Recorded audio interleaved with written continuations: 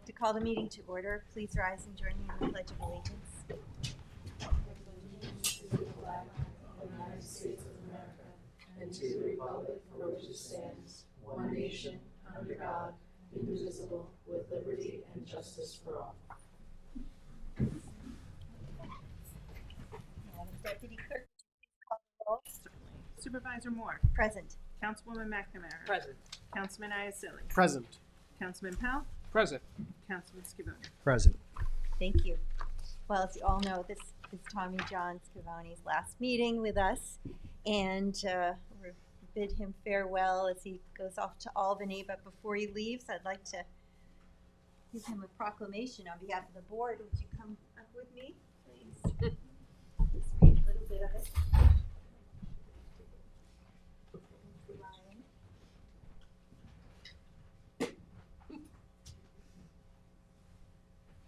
All right, I'm just going to read a little bit because it's so impressive.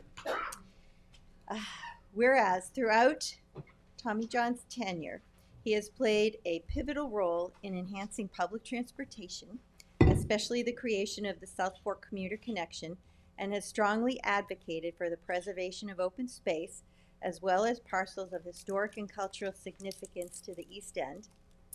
He has also been instrumental in establishing a comprehensive process for implementing housing and community development initiatives, and particularly in the realm of affordable housing and the town's new community housing fund. Additionally, Councilman Scavone has served as the town board's liaison to dozens of departments, committees, and communities. They have included the town's appointed land management boards, those covering fire and ambulance services, as well as special projects. The former social studies teacher has been particularly fond of working with the Youth Bureau's Youth and Government program, assisting high school students with hands-on learning experience about issues affecting the citizens of New York State. Yeah, it's a good one. Whereas, in a fitting tribute, we, the undersigned members of the Southampton Town Board, have chosen to honor Councilman Scavone with celebratory festivities and to publicly thank him for his dedication, service, and friendship over the years.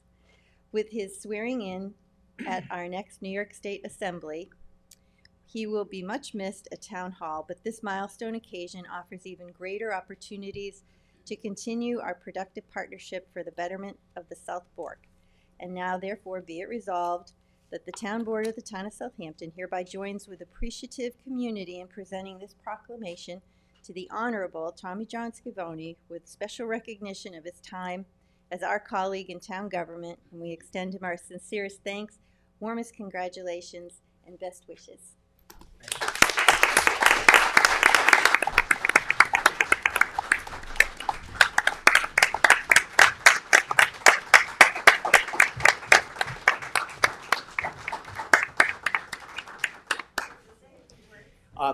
Yes, I would. Please. Thank you very much. And thank you to my colleagues on the town board.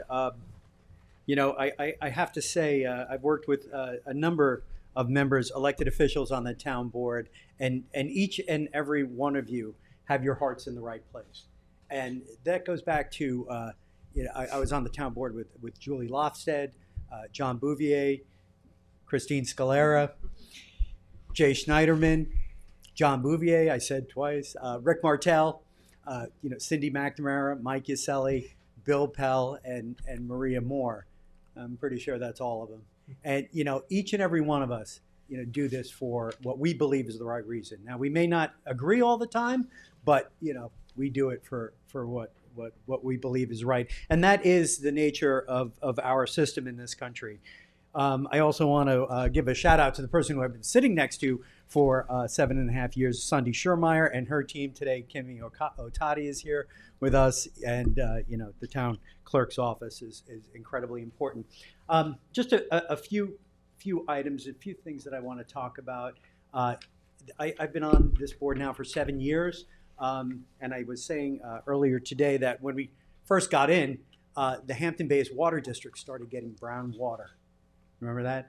And so we went into Hampton Bays, we had public meetings, and the question at that time was whether or not we should have Suffolk County Water Authority take over. We heard from the people of Hampton Bays, one, they wanted clean water. And they didn't kind of care where it came from. And the other part was we want our water district. So we kept the water district and we instituted a 10-year capital plan. I'm not going to go through everything, but that's something that coming from a plumbing family, I'm particularly proud of. I would always talk to my father about some of the stuff that was going on in the Hampton Bays Water District. He particularly liked the underground subaqueous crossings that we did under Shinnecock Bay and Shinnecock Canal.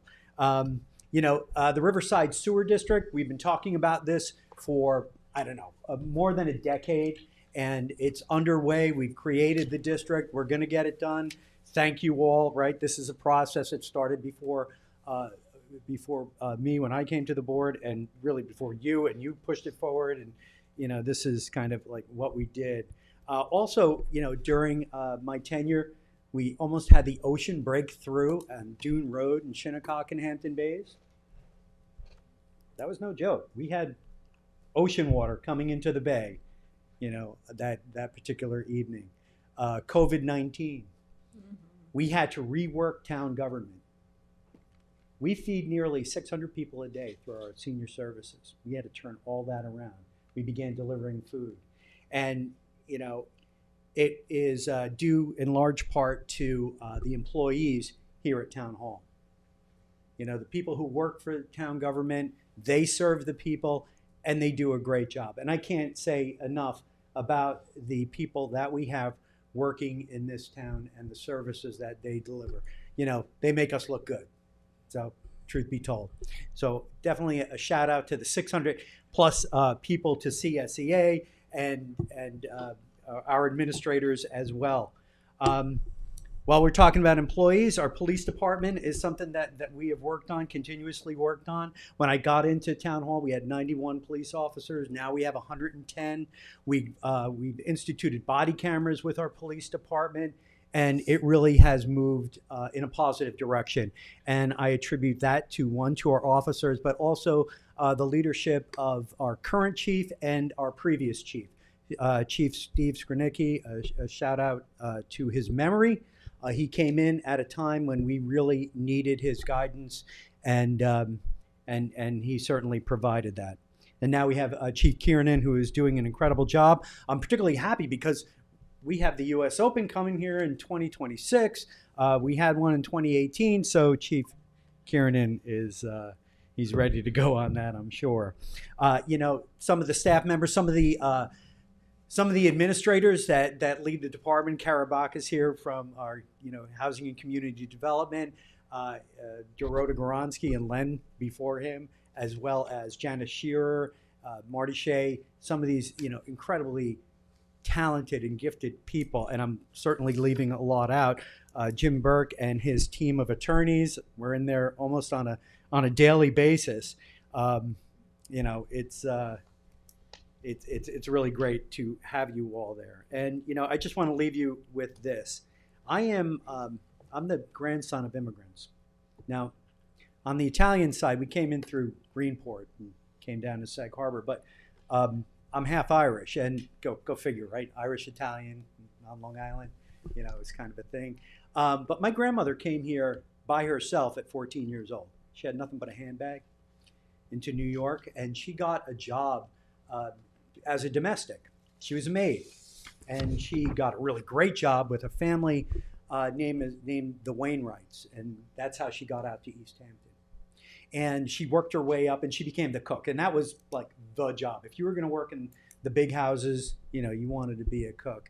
And I learned from her and other parts of my family how incredibly unique and wonderful this country is.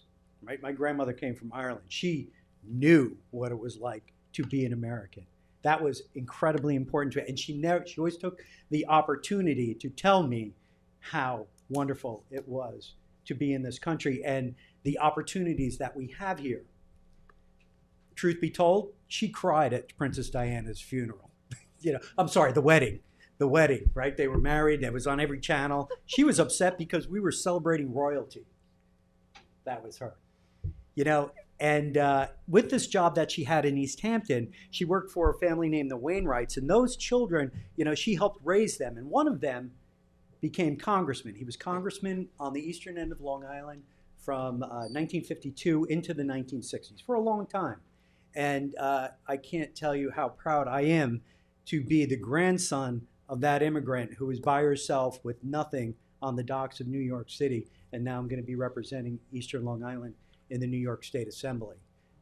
That's a good story, and that's an American story, and it's part of all of us, and it's something that we should celebrate and appreciate. So, rumors are true. I was elected to the Assembly. I'm proud to be elected, and I'm proud to have been elected and served on this board for the people of the town of Southampton.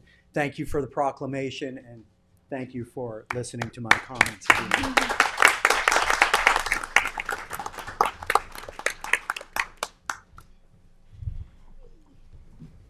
We're proud of you.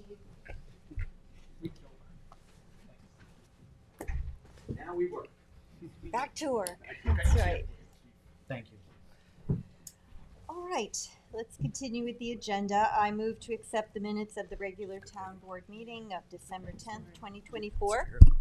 Second. All in favor? Aye. And Deputy Clerk, would you please read the communications? Sure. The following communications were filed in the office of the town clerk from the town of Southold. We have a notice of adoption for Chapter 280 zoning. The Village of West Hampton Beach, we have a zoning board of appeals hearing notice for a property on June Road, West Hampton Beach. An annual financial disclosure statement from the listed individual, and correspondence regarding the following: the Easterner Motel acquisition, Shinnecock Hills, Shinnecock Nation activities at Westwood's Hampton Bays, and sand mine amortization. And the following zoning board of appeals application for Layla Lane, Remsenburg. 2 bids were received in the clerk's office on December 11th. The first one for public bathroom cleaning for Parks and Recreation, and the second was replacement parts for Chevy GM. And that's for various departments. And that concludes our communications for this meeting. Thank you.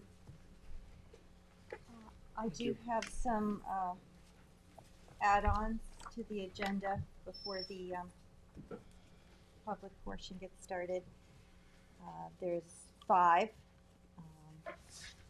Town Board Resolution ID number 48473 to authorize the purchase of oil gas burner boiler service installation and repair from Commercial Instrumentation Services, Inc., using Suffolk County contract. I'm sorry, Madam Supervisor, we're gonna walk these on because they're at the meeting today. Are we gonna do it as a package or individually? Package. Because you need the 4. No? Yeah. Okay. I just wanted to be clear that they were walk-ons. I'm sorry, did I say add-on? That's I okay. meant to say walk-on. Town Board Resolution ID number 48474, which is the warrant, number 24.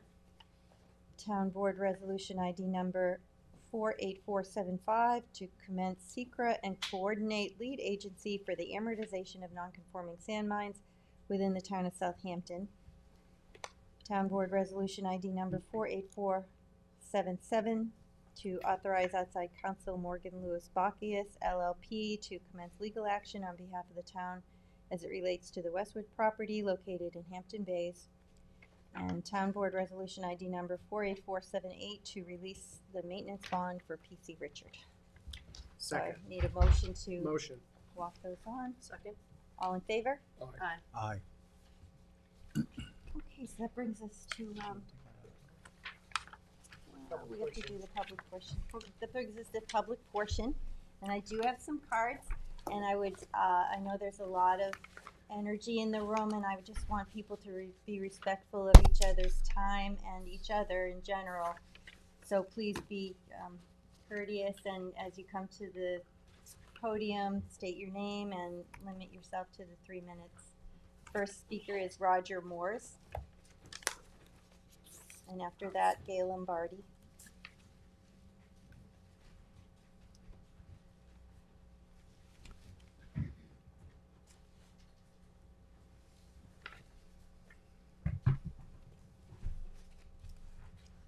Yes, Roger Moores in Hampton Bays, Long Island. No formalities today, only polite questions for the board. Why are you promoting civil unrest with inactivity on the present proven standing laws? Are there any deep pockets or party lines that have influenced your decisions? Stop work, cease and desist. They have no value. The failure of negotiations with New York State required the 5 parts necessary in the December 4th decision. In alleged talks with the nation and requests for updates, quote, "They're not telling us anything," was the town's answer many, many times. Are you expecting New York State to step in and enforce the Southampton town laws on the previously agreed with the nation statutes on Newtown Country Road and 27? Oh, that's right. New York State did it on December 4th. Just to let you know, if the thousands of Hampton Bays residents knew of all of this and the present and future implication of this and today's paving, I don't know. Suggestion: just tell them that their tax money will pay for all town services to the Westwoods property for free. Can Hampton Bays taxpayers act with impunity on this? I know FOIL is an Information Act, Freedom of Information Act, but can you tell me where to go for compliance to the laws of Southampton and who is responsible? Please. Is this the best legacy from which inaction that this board can come up with? Thank you for ruining my future in Hampton Bays and Christmas.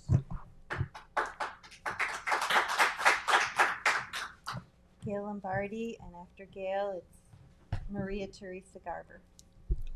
So Bob DeLuca from the Group for the East End had been here on a number of occasions, and one of the things he said resonated with me.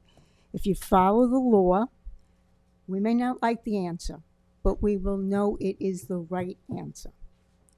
And repeatedly, this board does not follow the law. We have code enforcement that some of us say is code notification. It's like the cop at the bank that says, oh yeah, there's a robbery in progress. Doesn't do anything about it, but there's robbery in progress. So repeatedly, we've come to this board to follow a law, follow a process, look at the fundamental issues in an act, and in this case today, it's Westwood, but yesterday and the day before was buying a building that you have no idea what you're going to do with, or going for zoning for a contractor downtown that recently put out an article in Long Island Business News. The problem here is you don't follow the law, you don't look at the fundamentals and substantive issues in a specific item. We're talking about Westwood, and Mr. Pell brings up the Bel Air. Well, we're not talking about Bel Air. That may have been a success, but that's done. Every issue stands on its own. You don't get brownie points for success on one issue when you're failing on other issues. Right now, you are failing the community by not following the law, by not enforcing your laws, not doing what people hired and voted for you to do. And you're bearing the brunt of the people working for you that aren't doing their jobs. Second point is, for all the legal fees that residents have incurred, you should be paying those bills. We should not be subsidizing the incompetence in your offices. Thank you for your time. Maria Teresa Garber, and then Tom Garber. Good afternoon. Maria Teresa Garber. First, I want to thank Cindy McNamara. She's been at a lot of open forums where I've attended. She's been honest, authentically involved and concerned for the community. My words today are directed at our town board members, the town attorney, in particular our town of Southampton Supervisor Maria Z. Moore. Supervisor Moore, you campaigned for the town of Southampton Supervisor on several objectives, and I'm here to bring forth some words that merit remembering. Please attend. These are quotes, your own words, lifted from campaign articles, and in my opinion, altruistic. Maria Moore for Southampton Town Supervisor. Open quote. We need to protect what is great, fix what is broken, and prepare for the future. We are all in this together. Thank you for those words. But the residents of Hampton Bays have vocalized the need to protect our great waterfront along Peconic Bay from destruction of Westwoods. Yet we haven't seen any urgency to answer that cry. Certainly one might say inaction is extinguishing something great. Open quote, "We must reestablish trust with our constituents. Trust is essential in a representative government. Residents should never feel that they have to protect themselves from their government, but rather have confidence that they will be treated fairly." You, Maria Moore, along with much of the town of Southampton board members and our town attorney, have eroded the trust of your constituents. Few nebulous responses to citizens' inquiries, wordsmithing to taxpayers, and delayed and negligent responses to residents' exasperated cries to enforce zoning regulations on Westwoods have more than battered trust. Actions and inactions have caused the people of Hampton Bays to wonder, is there something more sinister going on between the town board and the Shinnecock Nation? And perhaps between board members and other entities or village governments? You leave us no other explanation for the lack of zoning enforcement and open disregard for the misuse of land in a residential area on environmentally sensitive waterfront. 30 seconds. You asked us to wait for the state ruling on oral arguments, and the judges have spoken. The Shinnecock Nation erected a monument on a New York State right-of-way. An injunction barring the construction should have been upheld and was not. Now the demand is for the Shinnecock Nation to take down those monuments. It appears that you're following the same path. You're allowing the exact same breach of the law on land over which the town has jurisdiction. 3 minutes. Why? Finally, in response to a question about the best advice anyone has ever given you, you replied, "The time is now." Residents of Hampton Bays have been crying this loud and clear. The time is now. Please do not continue to delay.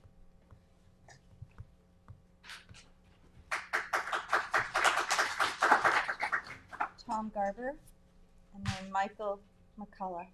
Hi, Tom Garber, speaking about Westwoods.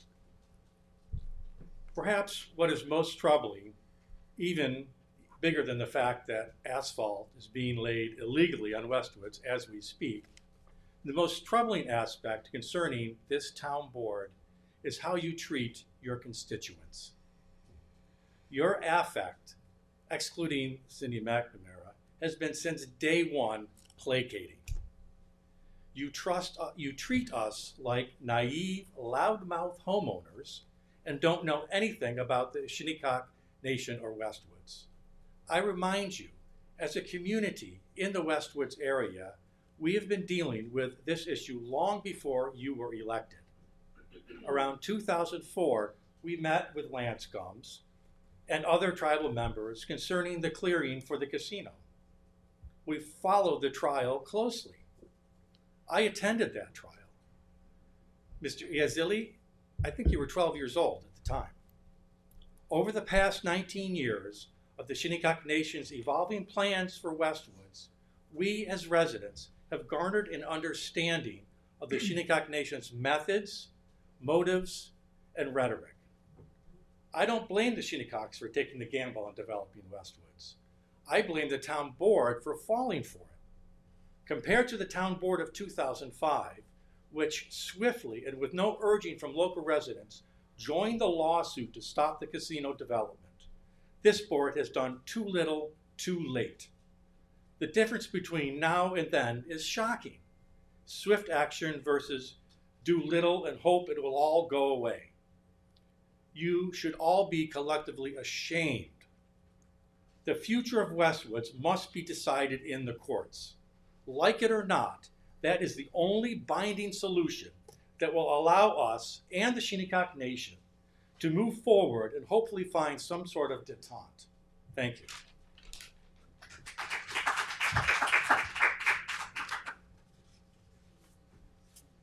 Michael McCullough, and then Ray D'Angelo. Good afternoon, Michael McCullough for Friends of Peconic Preservation. So 2 weeks ago at the board meeting, I stood up to say on behalf of the group that we hope that there would be some court action in order to determine the status of the property. As we saw, the appellate division decided that New York State has a reasonable expectation of regulating the property. We think that the town has the same reasonable expectation of regulating that property. If that's the case, then the town has a right and, as Tom mentioned, an obligation to enforce its zoning laws. I also mentioned at the meeting that we hope that there would be, preliminary to any lawsuit, enforcement of the zoning laws if there's any further activity. To date, the activity at the site has been forms for foundations, tanks that have been laid in the ground but not buried. Today, the asphalt on the ground is something more permanent. So we hope that there's some resolution that the town and the Shinnecock Nation can come to stop the activity that's going on the property and come together and figure out some resolution. We heard the resolution this morning that you gave, that there will be some authorization of a court action. That's great. That's probably not the end solution to this. So we hope that there's a continuing dialogue between the town and the nation, and something can be done to solve this problem. Thank you for your time. Ray D'Angelo, and then Mark McNeil.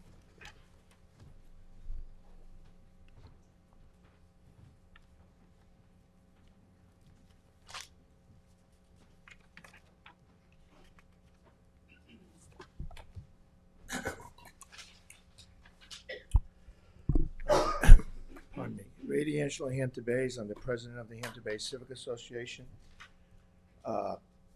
Basically, yesterday, I wasn't planning on coming today, but yesterday I must have received, I would say, over 50 emails about the situation up at the Westwood property. And I want to urge the board, I agree with the previous speakers, I feel the only way this will eventually get some type of settlement is a court case, where it would be maybe a bench court case where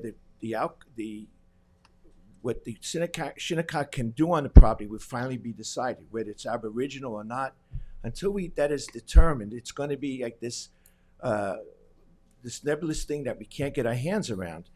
And in that time frame, the Shinnecocks continue to build the travel station, the travel plaza, which in a way is self-defeating because at the end it'd be done, and then no one's ever going to get them to take it down, even if it shouldn't be there. Just like the appellate division's decision on the monuments.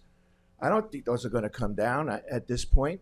So I felt and I expressed this to you that a long time ago, that you should have gotten active and did this 2, 3, 4 months ago, and eventually this thing would have been decided in court where it should be decided, not having stop work orders disregarded and thrown on the floor.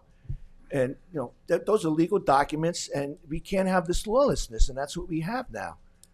So I urge the board to finally get your act together, go into court, file a suit, let's determine what they can and cannot do, and put an end to this thing, one way or the other. Until then, we're going to have this discourse, and it's not going to be settled. And it's pretty clear from the appellate division, there's a lot to be to discuss about this. The Aboriginal nation of the property was determined not to, they didn't present any evidence to say that it was Aboriginal, and the court didn't find that. Previous courts found in a bench trial that it wasn't Aboriginal. If it's not Aboriginal, then it's not part of the reservation, and then it would be subject to your control. So until that is decided, we really can't go forward. So I urge you, finally, to do your duty and go forward with a lawsuit. Thank you very much. Thank you. Mark McNeil, and then Carol McNeil. Hi, I'm Mark McNeil. I'd like to speak about the Westwoods property. By the time this meeting is over, probably the road will be paved from Newtown Road up to the Travel Plaza area.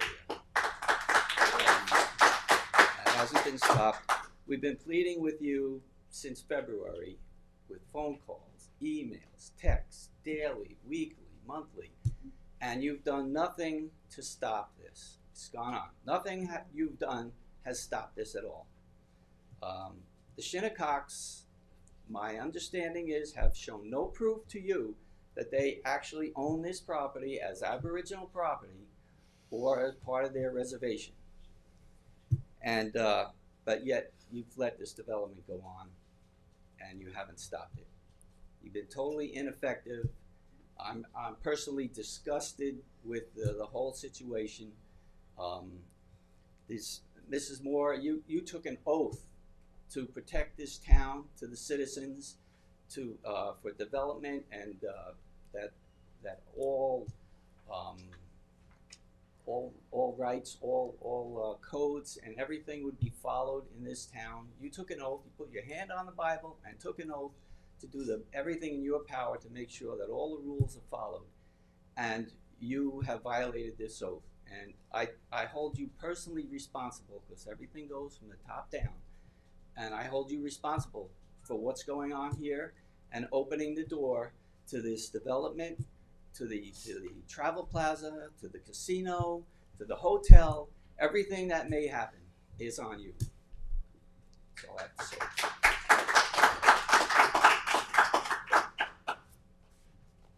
Hi, my name is Carol McNeil, and I'm here to talk about Westwoods.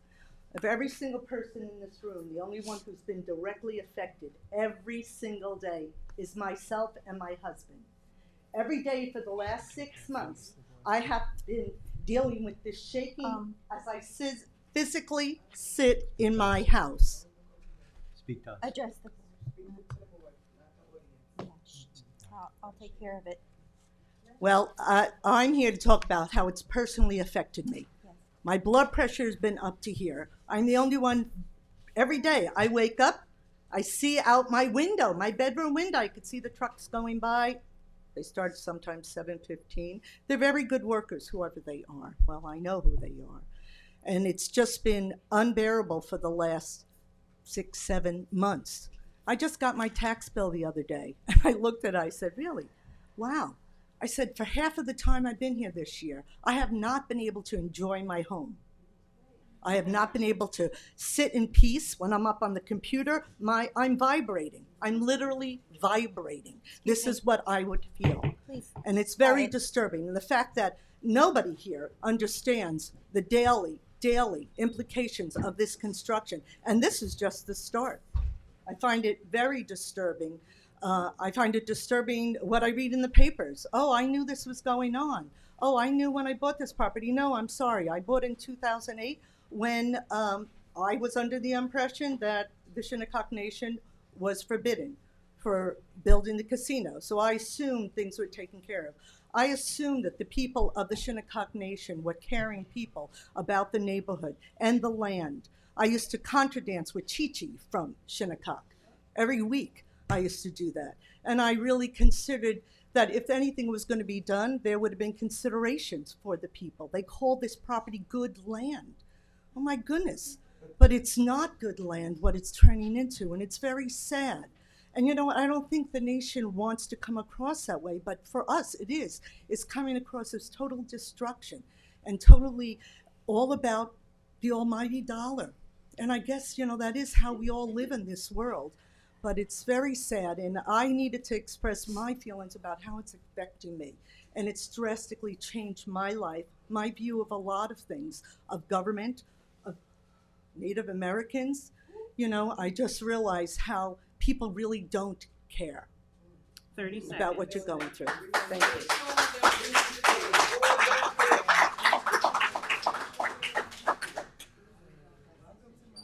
All right, please, you can't speak from the audience. Kevin, is there anyone on Zoom? Yeah, I have a hand up. Okay.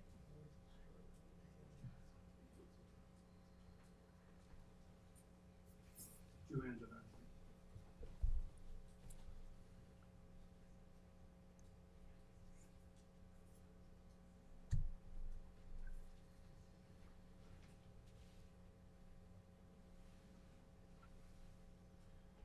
May I speak? We can't really hear the person, Oh. Kevin. I'll try to speak louder. Is that a little better? That's better. That's better, hi. Okay, great.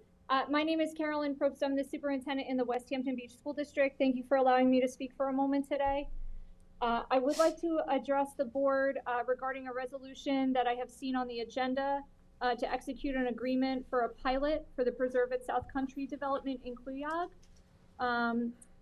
I have a few questions about this resolution. I have to say I really feel that there needed to be more time and notice from the town as they do consider this resolution. I think it feels a bit rushed, and I think it is going to raise more questions than answers from people as they do learn of it. In looking at the backup on the agenda that I was able to see, it does not look like there was an end date included for the pilot program for this development, so I do wish that the town could perhaps address that and speak to it. And I also would like for the town, for the board to discuss the reasons for a pilot program and why this would be beneficial as opposed to residents in this proposed development not just paying taxes on the assessed value as people normally do when they purchase a home. I think there are going to be many questions about the amount of the pilot and the impact that that will have on our school district because I believe in the backup it lists about $78,000, but then I believe $71,000 was discussed. In either of those figures, that is not probably going to come close to what it will cost the school district to educate the students that will join our school should their families move into this proposed development. So those are just a few points that I would ask the board to please speak to and address. And I am more than open to having future dialogue about this. I've spoken about it when we've had previous meetings. And I do appreciate the cooperation and the partnership that we have with the town and the board. So thank you very much. Thank you. Thank you, Superintendent. Just for your own edification, the number is going to be $74,887.85. And we had a work session on this earlier today. And I know I asked for the work session just to get some questions answered rather than just putting it on for a resolution. And some of the questions that you brought up were brought up in that work session. Namely, this is the maximum amount of taxes that could be charged for this initiative in that location. And so payment in lieu of taxes is somewhat of a misleading statement. So that's kind of, what we discussed at the work session. I understand. I understand and I appreciate your comments. No, that's fine. I was able to view the work session. I do wish that there had been more time between the work session and the town having this as an agenda item to act upon. Right. With it being only a few hours, that really didn't provide people much time to consider the action that the board is potentially taking in this meeting. And my real question was actually about why a pilot would be pursued as opposed to residents paying taxes through the normal mechanism. If we had another work session, would you want to come to it? I would be happy to come to it, sure. The reason why this payment in lieu of taxes, as we call it, it's somewhat of a misnomer, is that the applicant would like to have some clarity and continuity when they go to get grants from New York State. So, it would be the number that I had indicated, the 74,000 plus a 2% escalator each year. Mm-hmm. And that would be constant, and that's what this resolution would do. Okay. I think the concern from the school district and our community members, understandably, is that it costs us approximately $28,000 per student to educate a general education student, and close to $60,000 per student to educate a special education student. So that figure is going to raise concerns with people, in any regard. Thank you, Superintendent. I'd also like to note that, typical property taxes for a student do not cover the annual cost of educating a student. Everyone else, and I don't need to lecture you or, tell you on how this works, but, that is kind of, our system.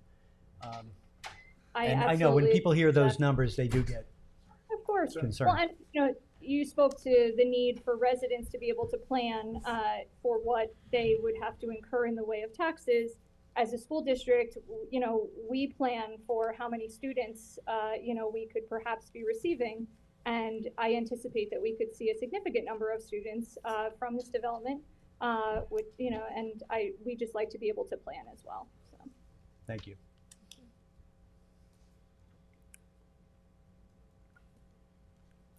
Thank you. Thank you.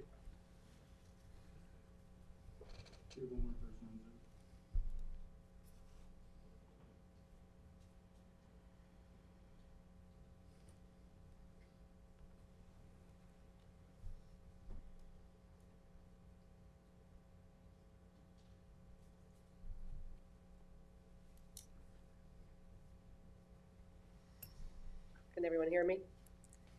Yes. All right, Good hi. night. So I want to reiterate what my fellow Hampton Bays residents have said regarding the construction of the gas station at Westwoods. Today, the developers, the Shinnecock Nation, are paving the road that connects the gas station to Newtown Road. And this connection to Newtown Road is illegal. And it contravenes the town's stop work order. And we've been asking the town to do something about this since February. We've asked for traffic restrictions on Newtown Road. We've asked for enforcement of the stop work order. We've asked you to pursue legal remedies. And we've spent over $100,000 ourselves to hire lawyers who could instruct you on what legal remedies you should take when you told us throughout the summer that it was complicated, and then that there was little to do. So today you've approved legal action, and that's good. It's better late than never. But we still need immediate enforcement. I mean, construction is still raging on the property. And we also need immediate answers about who's going to provide environmental oversight. When I contacted Suffolk County, who is responsible for licensing related to wastewater and air quality, they told me that the town had told them to hold off because this was owned by the Shinnecock and that the EPA was involved. When we contacted the EPA, we found out that the EPA is overseeing a self-certification process that is available only on Indian country. The recent appellate division decision in New York State has clearly stated that this is not Indian country. There's some uncertainty, but it's certainly not Indian country under the current legal structure. And so there's still a lot of sort of immediate actions. I know litigation takes time, and I'm just wondering, as we wait for the litigation to unfold, will the paving be completed? Will the pumps be buried? Will the gas station open? Will there be traffic through Newtown Road, because that's the only access to access the station? Will they get Hampton Bays Water District water like they've asked?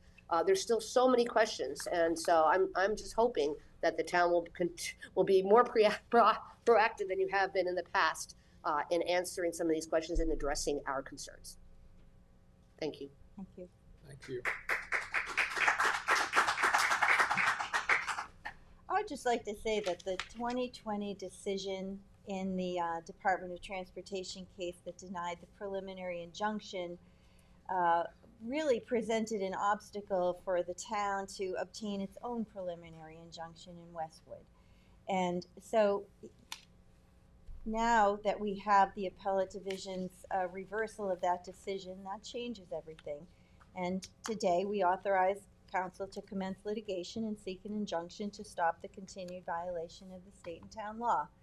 So that is the reason why we didn't do it before. That is what we're doing now. I have another card of Lance Gumps.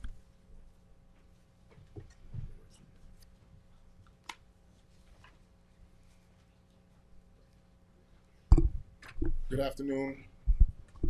My name is Lance Gums. I'm the Vice Chairman of the Shinnecock Nation. I'm also the Regional Vice President for the National Congress of American Indian for the entire Northeast region. I'm not going to get into the weeds here today about what people believe or don't believe about the ownership of our tribal lands, which we've held since time immemorial. We are not going to debate that. We know what it is. We know who owns it. We know what we're able to do on it, and whether anybody else does or not, I mean, that's, you know, up to their own interpretations. However, what I am going to say is that what we are is a government. And whether the townspeople or the residents of Hampton Bays recognize that or understand that is really not our concern. Our concern is the government-to-government relationship that we have with you, the town of Southampton. And that's who we will deal with. That's who we will have discussions with. That's who we will sit down with. And we had sat down several times already. We thought that was going to continue as our council to council. That did not continue, which was kind of surprising. However, for Shinnecock, we just want people to understand that we are a government. We have our constituents. We are elected by our people to uphold the rights and opportunities for the Shinnecock Nation. And that's what we fully intend to do. That land over there, just as the neck, as we call it over here, is fully owned by the Shinnecock Nation in a unique status that is really actually only unique to New York tribes, and that we own it in restricted fee. New York State has recognized that. Since the inception of New York State, they have upheld that. And so the clear-cut, discussion to that is that land has never been taxed by the town, the state, or the county. So people can think what they want to think. They can, you can do your court case and stuff, and move forward with resolutions. That is not going to bode well for relations with with our tribe and the town. But you have to do what you have to do.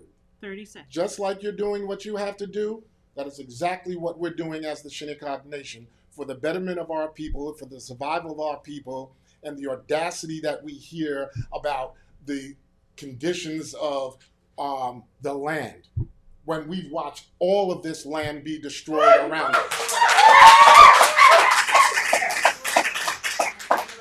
The audacity of those statements is irrepressible. I cannot even, begin to relate to how that makes us feel. 3 minutes.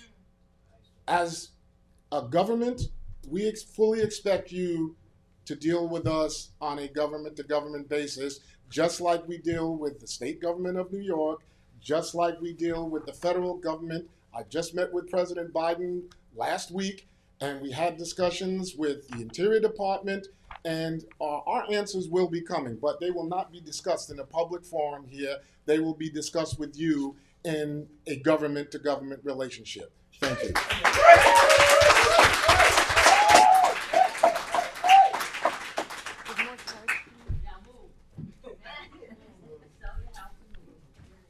All right, please. Michelle Johnson, and then Cordell Willis. Michelle Johnson, tribal member. I would just like to speak to, a lot of people brought up rules and regulations that you guys didn't follow from the very beginning. The Non-Intercourse Act, a lot of land was taken illegally. And you didn't respect us when you drove the railroad right through our habitat. You had no regard for that. Your ancestors didn't. We're trying to develop ourselves and make ourselves better, not having to rely on, the outside. So when you guys did what you did, it disenfranchised us.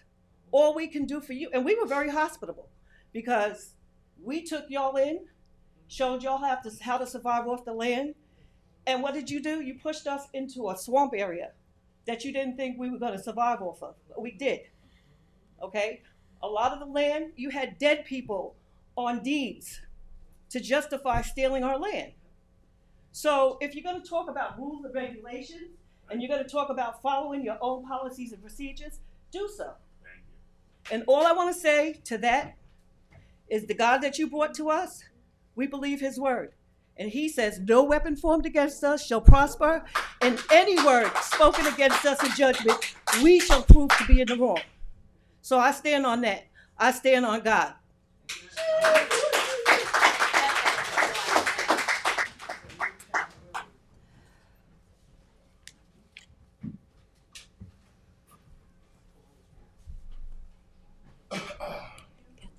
Fordell Willis, Shinnecock tribal member. The first thing I seen when I came in was the first English settlement in the state of New York, 1640. Y'all came and settled on our land, right? Was invited probably? Sat down, probably ate, learned a lot. But it says settled, so that means that it was probably occupied before you got here. I'm hearing discomfort from people, and I respect everybody, to be honest with you, because this world is about respect. This world is about honesty. It's about love. It's about a lot of different things. But we're not like everybody else, and we don't have to settle. We're trying to be economically developed as a community, as a nation. We're federally recognized. We have great programs that the government assists us with, and we're just trying to stand on our own feet. I'm pretty sure that our land just didn't stop at the highway, skip over, and then another piece of land was right there.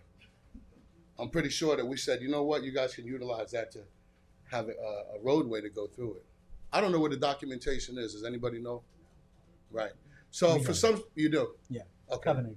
So it's some type of an agreement, right, that we allow that? We can all agree on that, right? Okay. We have land over here, Shinnecock Golf Course, 100 plus years, never given back. Sugarloaf. We have several different documents that's written in your language, black and white, that is not honored, not respected, and we're supposed to feel fairly treated when we continue to get the short end of the stick. We're not trying to do anything wrong. We're just trying to do what's right by our rights.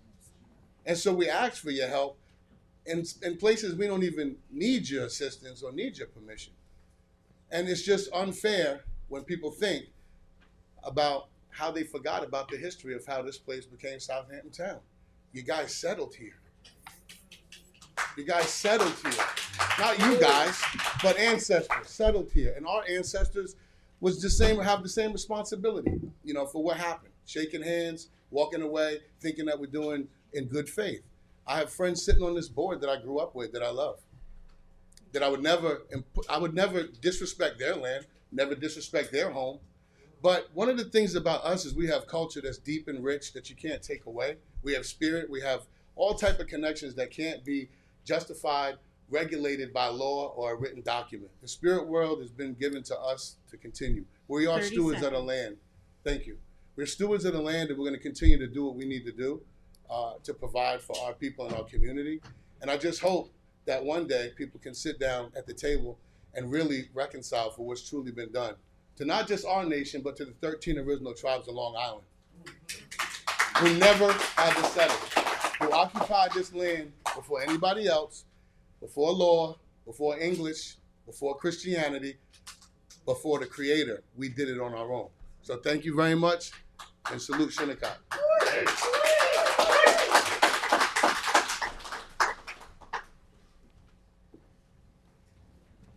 Okay, we have two more cards. Tina Curran and Kevin Henry, maybe? Fleming.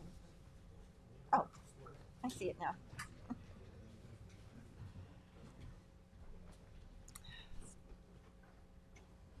Hi, I'm Tina Curran. I am here. I feel like my heart is breaking. I live in near Westwoods, very near. My life is already changing by what's happening on Newtown Road. And I've been before this board a few times before, and always it was to help the Shinnecock. Always it was to support their causes. I sat on the road for hours and hours and hours. I am not rich. My family were Catholics in Northern Ireland, my grandparents. I'm not one of these rich people that they seem to think is against them. I'm not against the Shinnecock. In fact, I tried so hard to get to know them because I thought of them as defenders of the land. And I thought of them as defenders of spirit. And I so admired the tribal, generational relationships that had babies work in the powwow and learning to make their costumes and the tribal dances and the songs. And when I saw what was happening to Westwoods, it broke my heart. And I'm personally involved because I live very close to there. So I just want to say My family never got reimbursed for what was taken from them in Northern Ireland. And we all are living today. And we're doing our best to protect our earth, which is what is really in danger. And I am not in favor of, I would be out there laying on the road if any corporation was trying to do what these people are trying to do. Was trying to pave the parking lot, cut down all those trees, which is totally against our town laws, but it's been happening more and more in Hampton Bays, and suddenly so many trees went in one night. I would be laying on the road to keep any corporation from doing this. And I just, I didn't even plan to come here and speak today, but I felt like I had to from my heart. I feel like you all need to follow the law, and you need to protect our earth. And Southampton Town did make a commitment to be a green community. That's all I have to say. I hope you all can forgive me.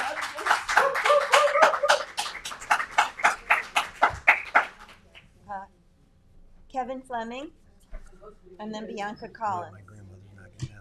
Good afternoon, Town Board. My name is Kevin Fleming, extremely proud member of the Shinnecock Indian Nation. I'm here to speak on behalf of Westwoods. What I don't get for generations before you, your people have tried to stop us. We're not stopping. We are not stopping.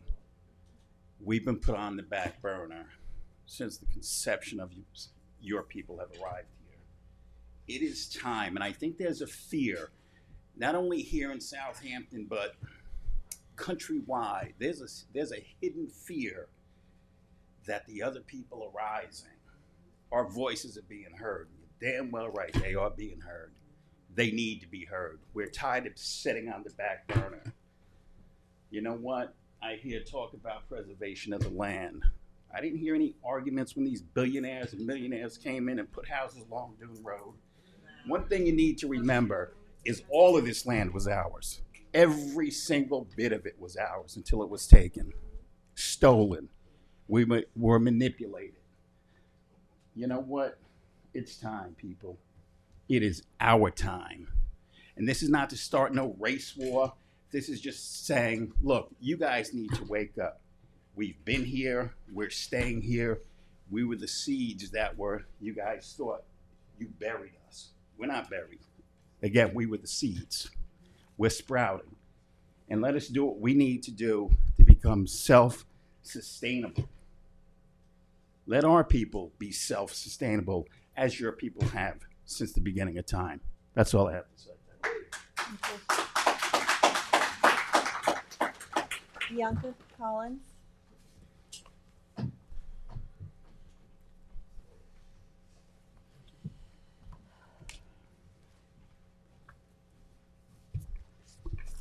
Akwe, Bianca Collins, Natusuis, Shinnecock, Nichapaiwank, Patakohan, Nishashayawank, Shinnecock, Natup.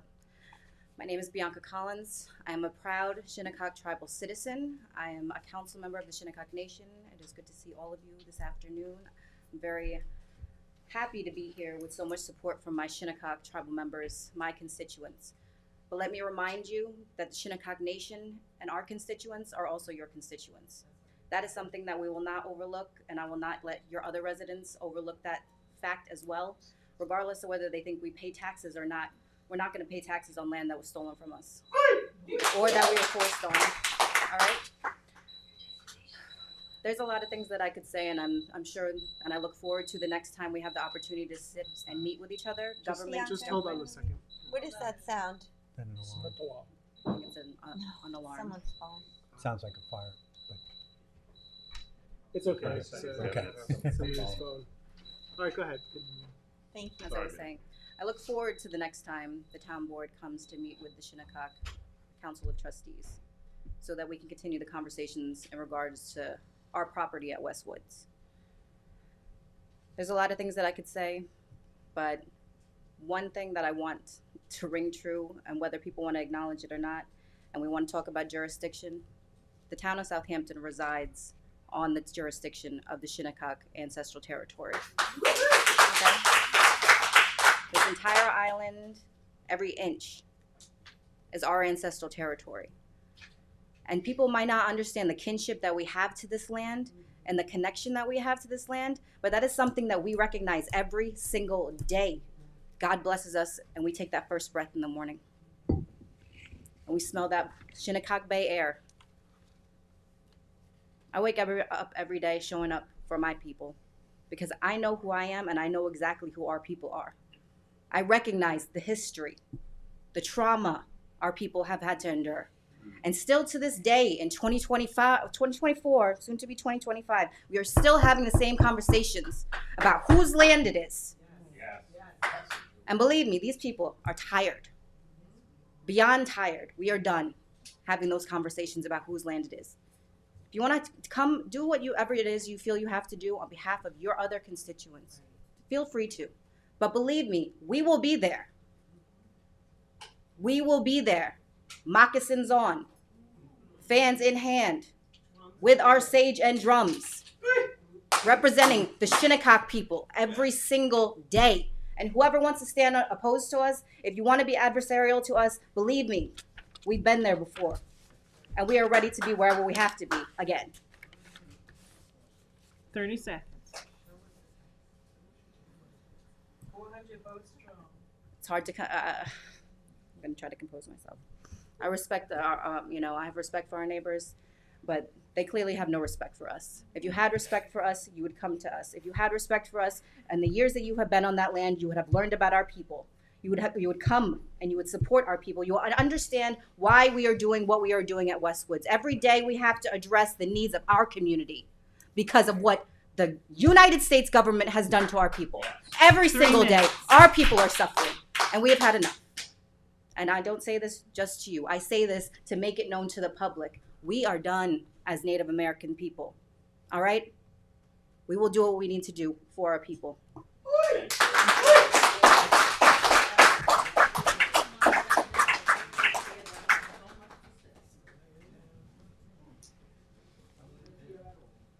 I did not fill out a card because I did not know that I was going to be in this meeting this afternoon. You don't need a card. Thank you. Good afternoon, town board members, my fellow Shinnecock Nation members in town of Southampton. I want to address something that was said to Maria this afternoon, that she needs to remember when she was elected, that she took an oath.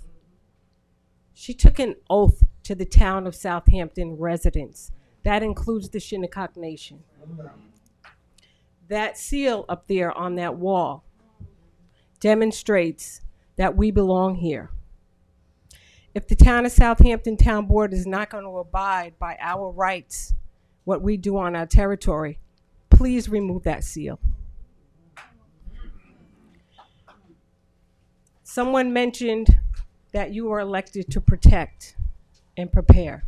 What about our protection? What about our preparation for our future? Every time someone tries to come at us, the town, the state, you know what we have to think of? You know what I had a meeting about last night? What about our elders? What about our children? We're not a large reservation where we have casino funds. That's not us. So remember that. You want to come against us and attack us with litigation? We're not going to back down. We're not. We've been here for over 10,000 years. We're going to be here for thousands more because we are not backing down. This is just another battle that we're ready to fight.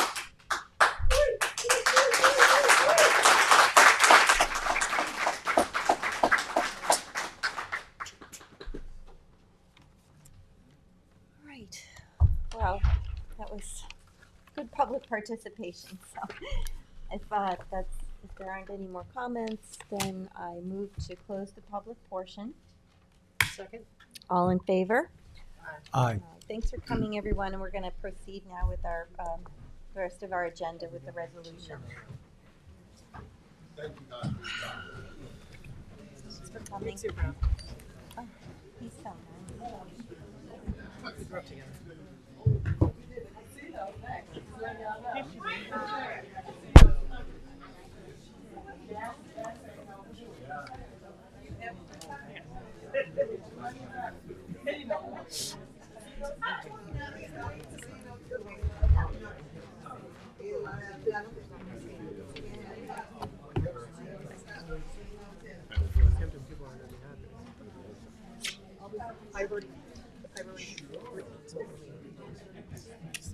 In support.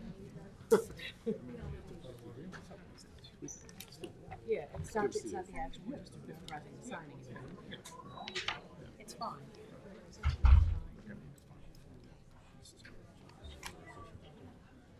Yeah.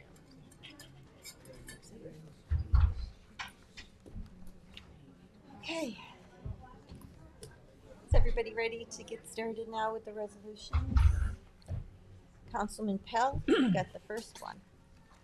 I'd like to consider application entitled Quail Ridge for the change of. Hang on, Bill, hang on. You two ready to get started? Yes, I'm sorry. Go ahead. Town Board Resolution 2024-1445. I'd like to consider application entitled Quail Ridge for a change in one non-conforming use to another at 929 and 933 Country Road 39, Tuckahoe. Second. I have just a little, on the motion, a little concern about this, only in that we're actively involved in conversations with the county, and the county's doing the County Road 39 study, and, you know, we have conversations about Greenfield Road that are going on, and there's a development right across the street going in that the planning board's looking at. So, you know, if this were replacing unit for unit, the 24 motel rooms, I would think it would be fantastic, you know, to put something new up there.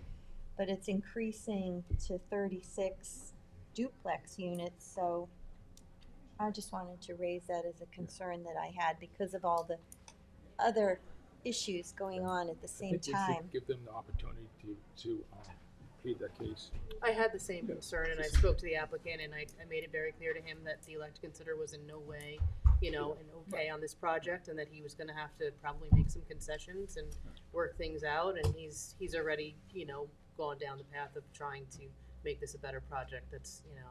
Improve what's there. Yeah. It's just the start, right? Mhm. It'll be a few years. All right, well, if he's indicated that he's willing to make concessions, He absolutely is willing to Yeah. work with us on numbers. you said that as well? Yeah, the guy's good. Whatever he does top shelf. You know, no problem. If he says what he's gonna do, he's gonna do. Be nice to get something new there. Okay, all in favor? Aye. Aye. Aye. Town Board Resolution 2024-1463, co-sponsored with Councilman Scrivoni, to authorize the purchase of firearms, ammunition, and less lethal products from New York State OGS contract with Thomas J. Morris III, doing business as Eagle Point Gun / TJ Morris and Sons. Second? All in favor? Aye. Town Board Resolution 2024-1464, co-sponsored with Councilman Pell, to authorize purchases from Suffolk County contract with Moreland Hose and Belting Corp. For industrial hoses and fittings. Second. All in favor? Aye. Town Board Resolution 2024-1465, to authorize purchases from WB Mason Company, Inc., using Suffolk County and Eastern Suffolk BOCES contracts. Second. All in favor? Aye. Town Board Resolution 2024-1466, to authorize purchases of industrial and commercial equipment and supplies from Choice Distribution, Inc., Fastenal Company, HD Supply Facilities Maintenance Limited, Home Depot USA, Inc., Lawson Products, Inc., and WW Granger, Inc., using Suffolk County contracts. Second. All in favor? Aye. Town Board Resolution 2024-1467, to authorize purchases of maintenance, repair, and operation supplies, equipment, and related products and services using Omnia Partners contracts. Second. All in favor? Aye. Town Board Resolution 2024-1468, co-sponsored by Councilman Pell, to authorize purchases of generator, emergency service, repair and parts, and generator preventive maintenance using Suffolk County contracts with Joseph Rouleau Effortless Power, Inc. Second. All in favor? Aye. Town Board Resolution 2024-1469, co-sponsored by Councilman Pell, to authorize purchases of OEM powertrain replacement products and automotive supplies from Jasper Holdings, Inc., using the Sourcewell contract. Second. All in favor? Aye. Town Board Resolution 2024-1470, co-sponsored by Councilman Scavone, to authorize purchases of public safety video surveillance from Axon Enterprise, Inc., using the Sourcewell contract. Second. All in favor? Aye. Town Board Resolution 2024-1471, to authorize the supervisor to execute a 2024 contract with Risk Strategies Company, Inc., to provide actuarial services to the town. Second. All in favor? Aye. Town Board Resolution 2024-1472, co-sponsored by Councilman Scavone, to authorize the supervisor to sign a contract with Pix4D to provide advanced drone survey software service for the town police department. Second. As the nation is. What? All in favor? The drones. Aye. No. Town Board Resolution 2024-1473, co-sponsored by Councilman Pell, to authorize the purchase of auto parts and accessories from Omnia Partners contract with Advance Auto Parts. Second.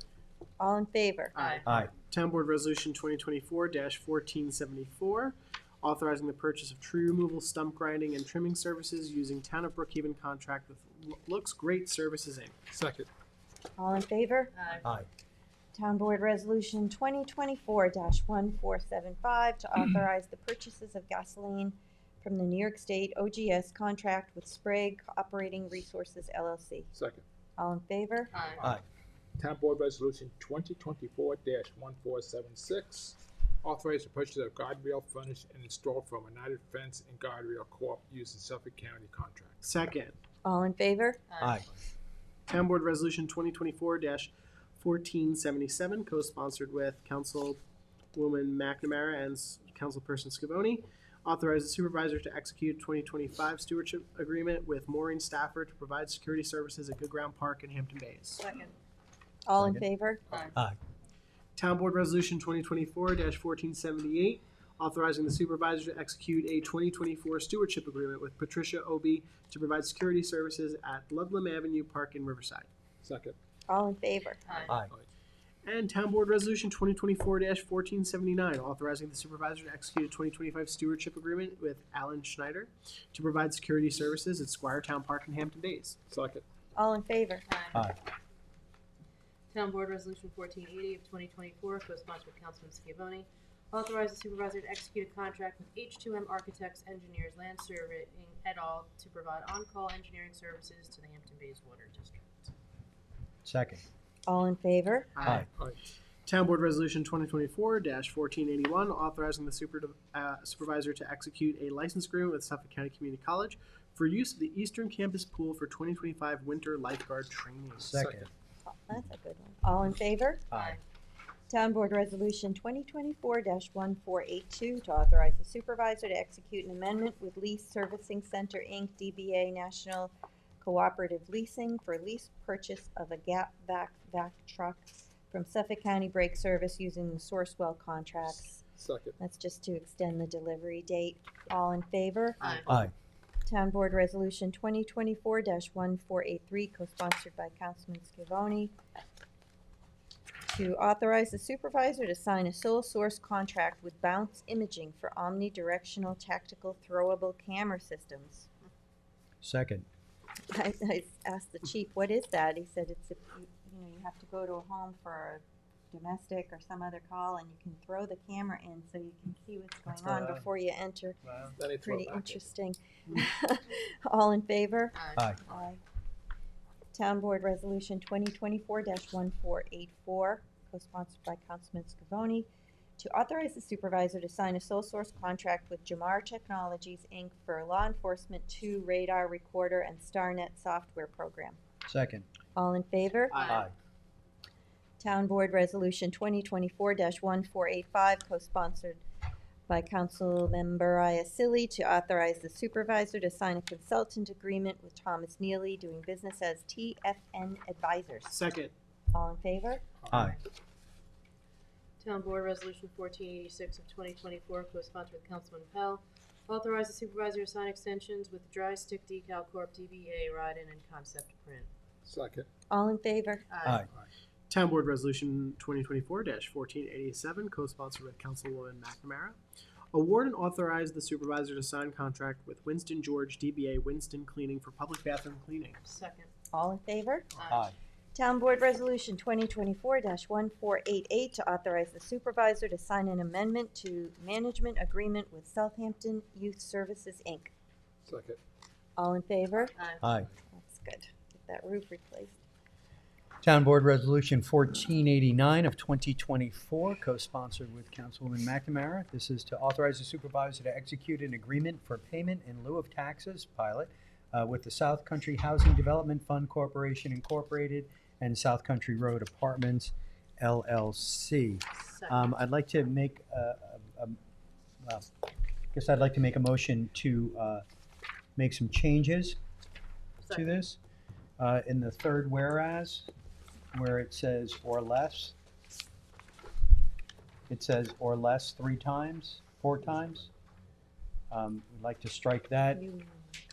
And then in the, What are you striking? The additional third whereas or less. Where it Everywhere says- it appears. yeah.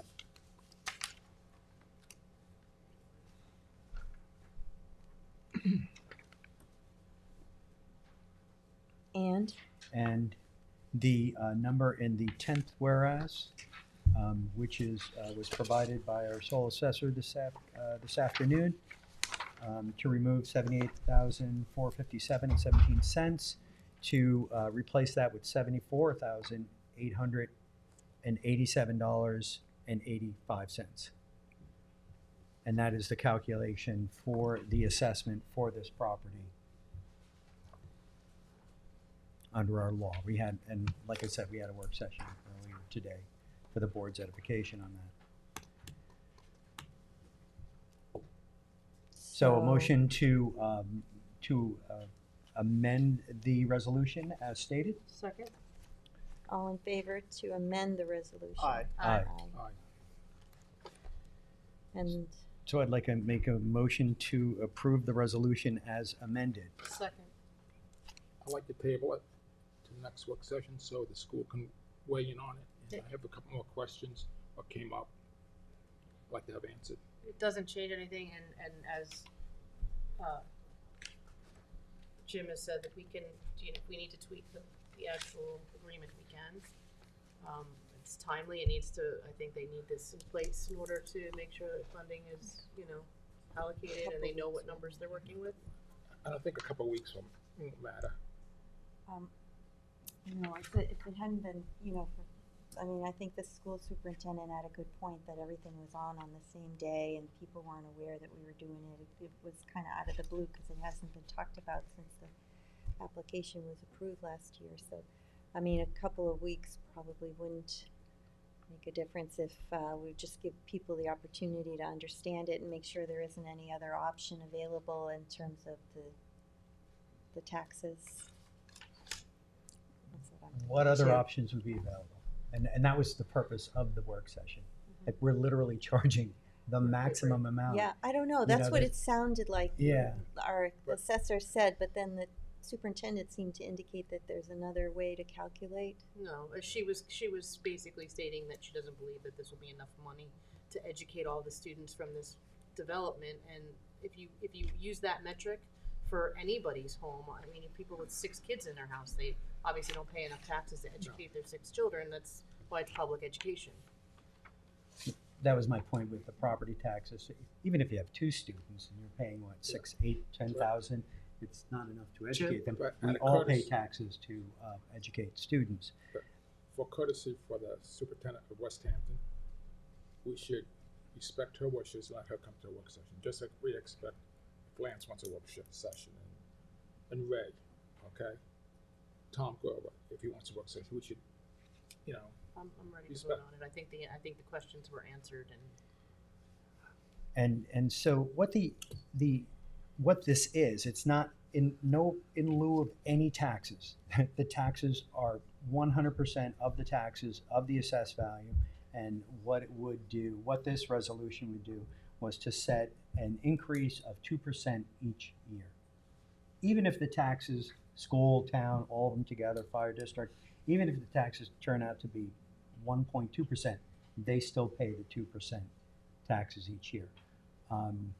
I'd be fine with outside of this having a work session on what pilots are and how they work, so that there's a broader community understanding of pilots, but it doesn't change this That's a good resolution or idea. these amounts. I mean, I think honestly there does need to be some education on what pilots are and how they work, because I think people are thinking it is what it's not, and they're thinking that this project is getting this enormous tax break, and it's market rate. Right, and they haven't had a chance to come in and ask any questions. So, Jim, based on what you know, would the tax rate essentially be for the taxpayers? Would it essentially be the same with or without the pilot, or? That's my understanding. I work pretty closely with the assessor on this, and we had spoke with the applicant. So my understanding is the number that was arrived by the assessor's office is the equivalent of what the number would be if it was generated on the tax roll. That's my understanding. so why is it necessary to even do it? Because it gives them predictability in how much it's going to increase every year, so that when they go for their funding, I mean, maybe Curtis wants to speak to this, when they go for their funding, they know exactly. I mean, you can't set an affordable rental and then have your taxes outpace what you've set on those rental rates, and you have to give people predictability in what their rates are going to be. And I'm not sure if there's an additional, and maybe Curtis knows, or we can have somebody come in and talk about it at a later time.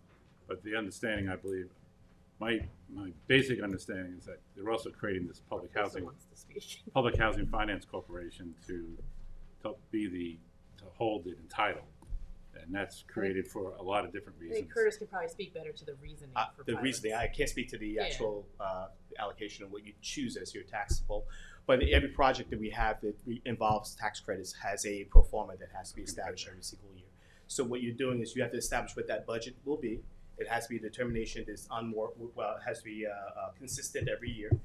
So that's the reason why it has the escalator of 2% per year, and that's how we factor in, because every single dollar has to be accounted for. But more importantly, every improvement or guarantee, as well as profit, has to be also awarded. We're maxed on the amount of profit we could have per project. So even if we were to say, for example, some of these projects doesn't require a not-for-profit to have a pilot. We are a not-for-profit entity. A pilot is not always necessary, but when you determine that, it's also factored into what the overall budget is annually. You being a non-for-profit, you wouldn't necessarily have to pay a pilot. Yes, as a non-for-profit or quasi-government entity, you don't necessarily have to. So volunteering to do it, it's just something that we do as community benefit. Individuals feel that we're all contributing to, obviously, the tax levy of the entire community. Right, but in this situation, and similar to the situation with the Spion project and the Sunny Hollow project, where they created the private housing finance corporation. Yes, that's the fund. We had to create a housing funding corp, not-for-profit entity. They hold the property and title. Yes. For the length of the pilot agreement or beyond, I guess. We hold it for the regulatory agreement. Right. For the entire regulatory agreement. For the length of the tax credit. Now, is that needed to qualify for the tax credits that might be going after? Is that trying to determine, because that's considered not-for-profit, correct? Correct. Right. Correct. And so, by the fact that they're... But it's not just the tax credit, it's also all of the grants. So most of these projects have, target, they have county, they have state funding, they have personal financing, so all of that is funded. So they create this entity to qualify for the funding. But Correct. then by creating that entity, you're creating a not-for-profit. Correct. Which could be, so then it's no longer going to be on the rolls. So that's the need, that's an additional need why you would create the pilot. Correct. That's what I was because it's under ownership of the not-for-profit, it's taken off of the tax rolls. Therefore, you have to have some type of aggregate to determine what the So it's more than just the predictability. It's also the fact that when you create this entity, you're creating a not-for-profit. So then you're creating it. So then you have to do a pilot. If we're going to agree to actually pay property taxes or some type of payment, that's the way to create it. Correct. If they're not profit, then they're off the rolls, and so they can't be taxed unless they agree to a pilot agreement. Correct. Correct. which is what's happening here. They could actually apply to do that and be taken off the roll as a not-for-profit. They could, yes. They could. Yes, because they did develop a funding corporation. And to play this scenario out a different way, the assessed tax value is $8,347,771. If they get an application, they're going to be paying this amount of tax. Correct. So it sounds to Whether me we that this do this or particular not, establishment is paying market rate tax. So I don't know any other calculation other than full market rate tax that you will be able to equate Right. for this parcel, unless you're going to do per kid, and I would really strongly urge you not to, only because you start talking about family makeup and making determinations governmentally with regards to family makeup. There may be some other implication or issues. There's some other implications in that. Yeah, I mean, I think it sounds like as we move forward, especially with the community housing fund and trying to build affordable housing units, I think it would be, important to have this conversation, do a whole work session on how the funding sources are pulled together, how pilots work, like the whole, so that the community has an understanding when we go forward with one of these projects, exactly what we're proposing to do and why and how it all works. It can't be based on it. I know we always do for impacts purposes. What would be the estimated number of children or into individual school systems. However, you can't make a determination or overview or make even a decision on a project based on family makeup. So we have to be careful with even that conversation because it turns into other possible issues and challenges and violations. Any other questions? No, just No. to reiterate, the amount that's being paid now is the amount that they would have to pay without a pilot. If it was on a roll, yeah. That's I mean, Or they could ask us to take it, as a non-for-profit, they could ask us to be removed from the rules. well, that's why we're paying a payout. That's why you have the pilot agreement, because of the creation of this entity that's going to hold it as a non-for-profit.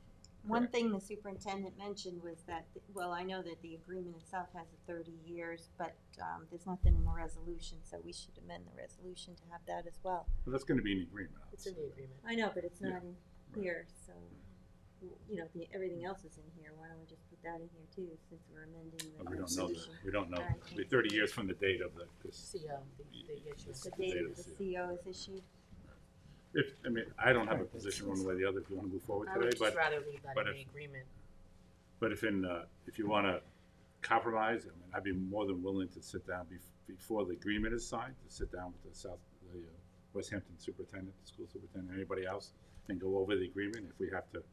If there's something that comes up that from the West Hampton School District that might change the You can agreement, make an amendment. I'd be more than happy to bring that back to the board if you want to do that. Please do that, because Sure. she had people calling. No, I today understand. that No, were concerned. absolutely. And the school district should have the ability and the opportunity to respond. But if you want to, and we won't sign the agreement, we won't finalize it until we have that agreement. But either way, I said I'm not taking a position on the vote today. I think that's a fair compromise. So why can't we add 30 years? Why, for everything else? 30 years from the date of the seal. That's issuance of what- the seal. Yeah, Could we that can be do it. said Yeah, in this right. I think Christine Yeah. said it was 30 years and 8 months. I believe you have the 8 months. I'm not Oh. sure why the 8 months. It did say that. I'm not quite sure why that, but that's, yeah. Why, what's 8 months? I don't know. I'm not really sure why that was there. Yeah. Well, if you do another amendment, this will probably go through, Tommy John. You say that again? I said if you amended to add that language about the 30 years, I think we're all comfortable now with I mean, going there's forward language that with it. says, as per the agreement, that has the 30.8. Well, the agreement's gonna have the dollar amount too, and all the other things. I'm as fine with well. adding the amended language. Yeah, Tommy okay. John? Where do you add it? How do you add it? Where do we go? And, right, we're at the Council? dais, rewriting The last whereas clause, so long as the exemption remains in effect, so you could say for the period of 30 years and 8 months that the exemption is in effect. That's fine. Yeah, that's fine. And then Kim will get you the legal written Okay. change. I will reach out to the school superintendent. Do you want to make a motion to amend that? Yeah, I'll make a motion to amend it as stated by the supervisor. Would you repeat it, Supervisor? For the period of 30 years and 8 months that the exemption remains in effect. 30 years and 8 months from the issuance of the CO. All right, from the issuance of the CO by the town. Second? All in favor? Aye. Aye. And then I motion wouldn't say to no as amended. because And then, Same uh, I second? think out of respect for the West Hampton superintendent, we should have a work session for her. But I am for affordable housing. I agree, but we will have more work Yeah, session yeah. to go through the Yeah, if we want input specifics. before we sign the agreement, I mean, if that's a compromise. then So on the motion as amended, all in favor? Second. Oh, Oh. That was the same second. sorry, aye. My motions, all in favor, right? Aye. Aye. Okay. Bill, are you a yay or nay on that? The No. adopt- No? Remember, we'll have the work session. Yes. for sure. Okay. Oh, Page boy. 29. Next. Town Board Resolution 1490 of 2024 to authorize, co-sponsored with Councilmember Uselli, to authorize the acquisition of 2 properties from Suffolk County pursuant to New York State General Municipal Law 72H for affordable housing purposes. Second. On the motion, I want just to get clarification on the 72H because, you know, this is to purchase housing from the county for affordable housing in Riverside and in Flanders and in Hampton Bays. And I just, unless that's required with a 72H, Yeah. I don't see the harm in letting it go and let somebody build market rate homes. So is anybody here that could? Kara's here. Oh, and Christine is here also. Yeah, and What's the, I mean, the question What, is, if we didn't buy it, can someone else purchase it from the county I and believe build it's- I market believe rate, they- or is 72H required that it's gotta be yeah. affordable, in which Yeah. case we might as well do it so we know I we're see gonna what do you're it saying. well. Did the county, when they, because I believe these properties, and correct me if I'm wrong, these properties were, the county already sold these at auction, okay, I'm getting a nod of it. Yeah. Was the condition of the sale that they be used for affordable housing? The Suffolk County Administrative Code requires it, that's how they do their program. Well, yeah, okay, on these particular ones, not on every. One of the reasons why I brought this forward is that these properties on then, every property, if I could, one of the reasons why I brought this forward is that these 72H properties could in fact be put into our buyer benefit program to remain affordable into the future. Right, affordable in perpetuity, correct, right.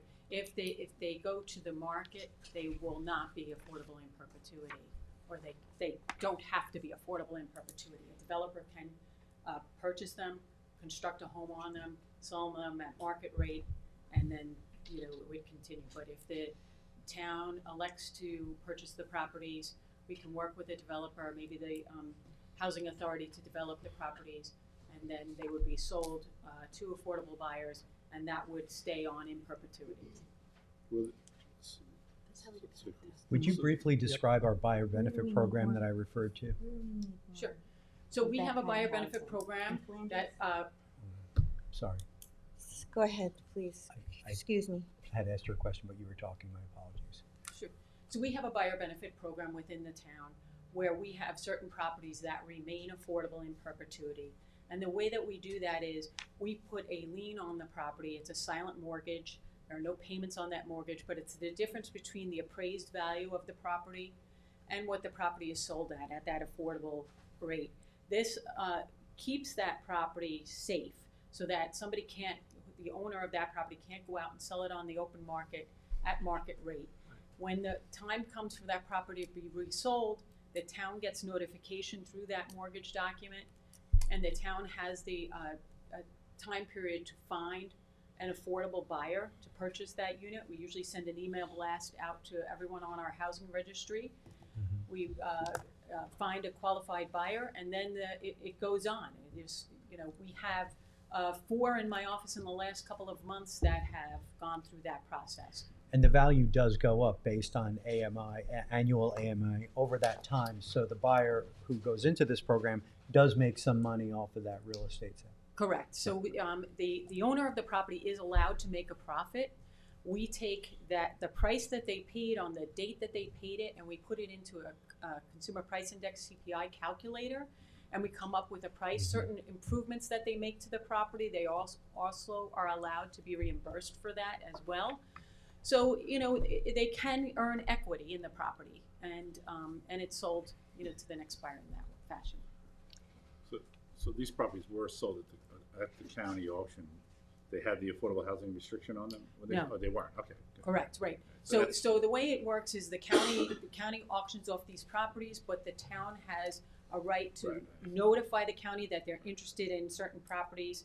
The housing department elected to notify the county about 2 of them, one being in Hampton Bays and one being in Flanders. The properties went to auction. There were winning bidders on those. And now that if you all elect to acquire these properties, the county will now sell these properties to the town at the upset price, and with the restriction that they be built for affordable housing. And so that process of selling it to the municipality, that changed recently, right? Yes, it did. Yep. There was a time period where the county did just offer the properties to the townships. But now, in the last 2 years, I believe it is, that they now require that it's the greater of the upset price or the county cost. And Kara, and I only know this because I worked extensively on this issue when I worked in the county, and I just want you to confirm this. The reason why they made that change, at least one of the reasons why they made that change at the county level, is because there are municipalities and nonprofits like Habitat that would like to have access to the parcels that go on the auction block. And instead of them going off to auction by another buyer, the municipalities really wanted those properties so that they can increase their affordable housing stock. Yes. Yeah. Traditionally, the county would look for the county investment, meaning what the county has paid on those properties for the time that the county has held the properties. When somebody doesn't pay it, the reason how these properties go into county possession is that they haven't paid taxes on them. So the county will pay the taxes on those properties while the county holds it. Right. So they may have an investment of 20, 30, 40,000. So usually when they transfer those properties to a requesting municipality, they would seek to have that, at least that amount, come back to them. So the county is made whole. Right. The other question was that they used to, and maybe and on these, Kara mentioned that they did not have the affordable housing restriction, but there are times when the county does auction properties with a affordable housing restriction in place. But apparently on these, they did not do that. On improved properties, there is a restriction. So if these 2 properties that we're looking at are vacant land, but when you have a property where there's an improved structure on there that is habitable, the county then does put a restriction on there. But in this particular case, these 2 are vacant land. The modest upset price in both of these cases, I think it's $30,000 for Flanders and $150,000 for the Hampton Bays lots, do allow an affordable unit to then be built on these, and then that unit to be sold to a affordable. And then these properties that were vetted for, they're buildable. There's no restrictions on them. There's no issues. Yeah, we looked at them with Land Management Department before we sent a letter of interest. The county at times used to take a bundle of, like what you mentioned, improved properties. They would take a bundle of those and just have an auction. They would call it an affordable housing auction and pre-qualify all the bidders, and so they would sell those at a separate auction other than the typical market rate auction. Could I just ask Christine to come back up really for just one moment? Can you just I'd like to ask Kara one or two questions. Yeah, can I just let me just ask Sure. that question first, and then Don't go Kara, far. Kara, stay here. You mentioned something about the administrative code as it pertains to 72H. Could you just reiterate that? Yeah, I just, briefly, and obviously I'll defer to Kara if I'm incorrect with that, but my reading was that the Suffolk County Administrative Code, when it was giving the property to a municipality, required that it be for the affordable housing. Affordable, and I think you're absolutely right that is in the code. I don't know, did you? Yeah, Just to clarify, that's when it goes to a municipality. Municipality, So- right. Right, so Right. so the fact that now, Yes. under 72H, the town has, if you all elect to acquire these properties at the lower upset price, not the bid price, Yes, but the yes. lower upset price, the county will put affordable housing restrictions on there under that 72, General Okay. Municipal Law 72H. Okay. And our affordable housing is 80% AMI, 80% to 130%. That's the range we're talking about for Yes, this. correct. So that's roughly about an income of 83,000 to 137. 156 for a family of 4. Okay. The I mean, other it's a reason why it significant is- amount of money, people who work. And the funding on this would be from Community Housing Fund. That's correct. And how much do we currently have in that fund? We have 19,930,000. Okay. And 67 cents. Thank you. You're The welcome. other reason why there's a change in the county policy is that there was a case that came down from the United States Supreme Court, the Tyler case they call it, where now the county is responsible. The surplus funds, if the county has $50,000 invested in the property and the property sells for, say, $200,000, that $150,000, if the prior owner applies for it, they can be entitled to that surplus fund amount. So that's something that's changed very recently in the law. So that's another issue. And there's a lot of reasons why the county does a 72H transfer. Some of it is for affordable housing. Sometimes it's just environmental. They just want to see the property. So this is something that the town has done for a long period of time. I think there are, correct me if I'm wrong, Curtis, I think there were 19 properties that the Town of Southampton Housing Authority has developed under the 72H program over the years for the town. Yeah. So quite a number of properties. Yeah. So this has been on. Sure, no, definitely. It's worked very well. So that's right. Thank you. Thank you.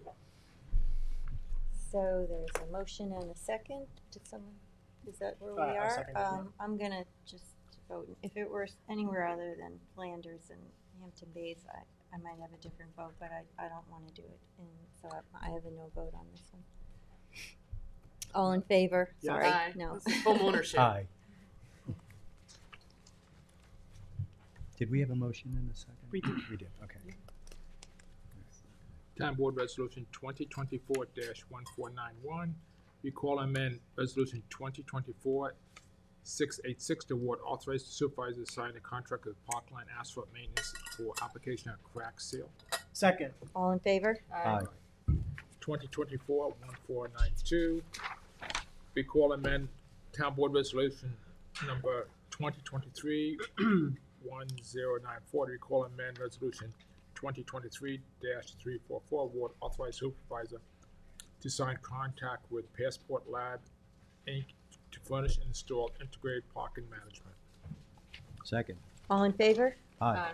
Town Board Resolution 2024-1493 to recall and amend Town Board Resolution number 2024-182, authorizing the supervisor to sign a 2024 agreement with Munistat Services, Inc. Second. All in favor?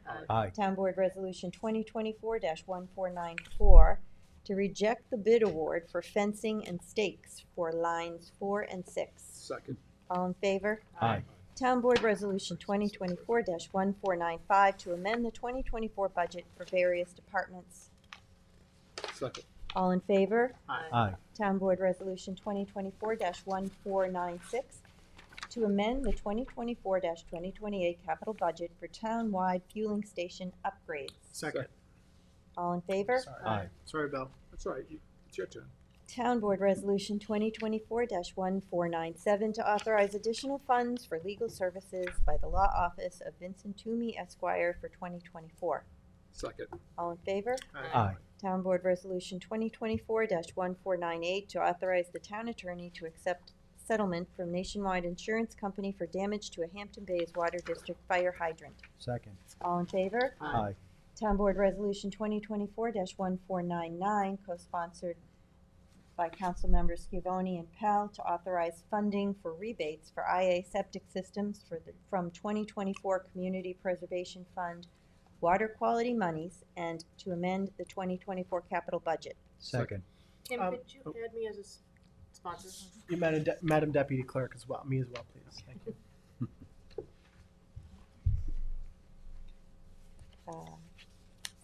We voted on that, right, Kim? Not yet. All in favor? Aye. Aye. Aye. Town Board Resolution 2024-1500, authorizing the Chief of Police and the Supervisor to sign a memorandum of understanding in connection with a pilot program known as Handle with Care. Second. I'd like to Co-sponsor? I think we're probably all gonna wanna be on this. Yeah. Yes. The whole thing. It's a good one. And thank you to the Chief for bringing Yes. that to us. I'd like to And call some- Lars Clemenson. Sorry, Supervisor. The pilot is capitalized. It probably should just have the first letter capitalized. recognized. Yeah, that's true. It's just Pilot one. program. Oh, yeah, It's true. not payment in lieu of taxes. Oh, yeah. program. Yeah. It's, But back to that. I know. I just Scribbler's error. wouldn't want anyone to Hampton Bay School District. will come up with something. Okay. All in favor? Aye. Town Board Resolution 2024-1501 to set the Town Board work session schedule for 2025. Second. All in favor? Aye. Aye. Town Board Resolution 2024-1502. This is to waive winter storage fees for the Sea Scouts. The town attorney's office is currently just looking through some of the documentation they provided. And I know that there are still some discussions happening between Mark and Kristen, so I'm just going to table this for now. Thank you. To what meeting would you like it? Table. What? Next So what meeting is good. Yeah, we'll do. When's next meeting? January 14th. January 14th is good. Okay. That's great. Thank you. Town Board You have Resolution. to vote to sorry. table. Oh. Second, Thank you. to table. All right. Second. All in favor? Aye. Town Board Resolution 2024-1503 to accept the retirement of Denise Schaefer, Public Safety Dispatcher 1 in the Police Communications. Second. All in favor? Aye. Congratulations, Denise. Town Board Resolution 2024-1504 to accept the resignation of Cameron Hanwright, Harbor Master in Law Enforcement. Second. Who seconded? Tommy John. All in favor? Aye. Aye. Town Board Resolution 2024-1505 to accept the resignation of Justin Lettieri, Youth Counselor in Youth Services. Second. All in favor? Aye. Town Board Resolution 2024-1506 to accept the resignation of Nicholas Newley, Maintenance Mechanic 1 in the Parks Department. Second. All in favor? Aye. Town Board Resolution 2024-1507 to appoint Elizabeth Scholes to Assistant Senior Citizen Center Manager in the Senior Services. Second. All in favor? Aye. Aye. Congratulations, Elizabeth. And Town Board Resolution 2024-1508 to approve vacation carryover from 2024 to 2025 for CSEA members. Second. All in favor? Aye. Aye. Aye. Town Board Resolution 1509 of 2024. This is the attendance at Drug Recognition Expert Certification Training in Ilion, New York, from January 6th through January 17th, 2025, and Philadelphia, Pennsylvania, from February 2nd through February 8th. Second. All in favor? Aye. Town Board Resolution 2024-1510 to ratify stipulation of agreement with CSEA. Second.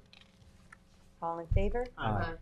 Town Board Resolution 2024-1511 to terminate an employee in the Municipal Works Department. Second. All in favor? Aye. Motion to amend Town Board Resolution 1512 of 2024. Second. There To are amend? some non-substantial changes, Kim, that I believe I do Christine have gave those. you. Yes. Okay, so we're voting on the amendment Yeah. first? As Yeah? amended. Who seconded? I second the as amended. All in favor? Aye. Aye. And on the motion as amended, Second. all in favor? Aye. Aye.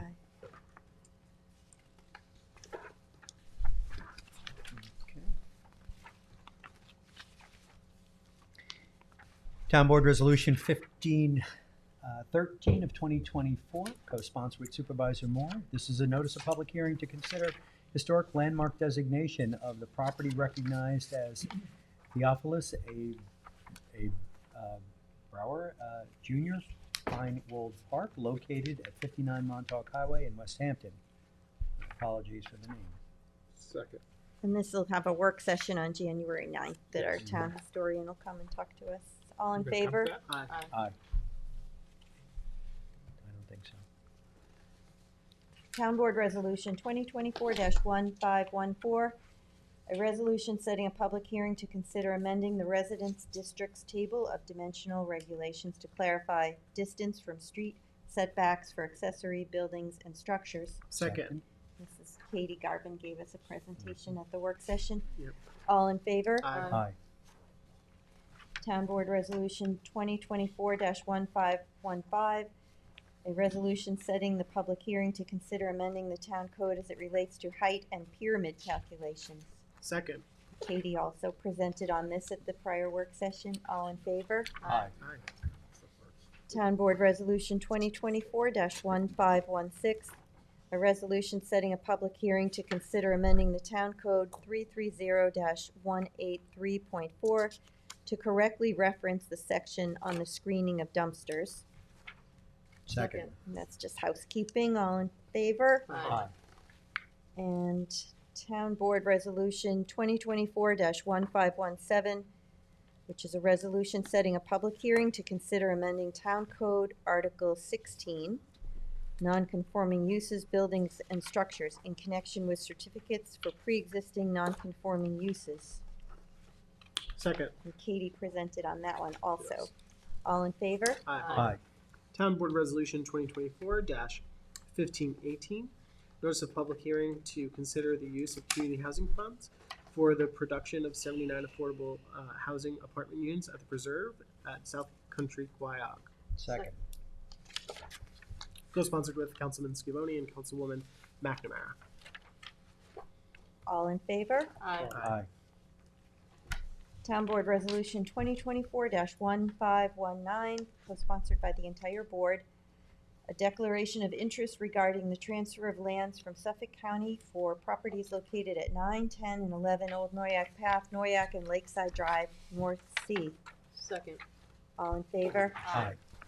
Okay, and then we have our walk-ons.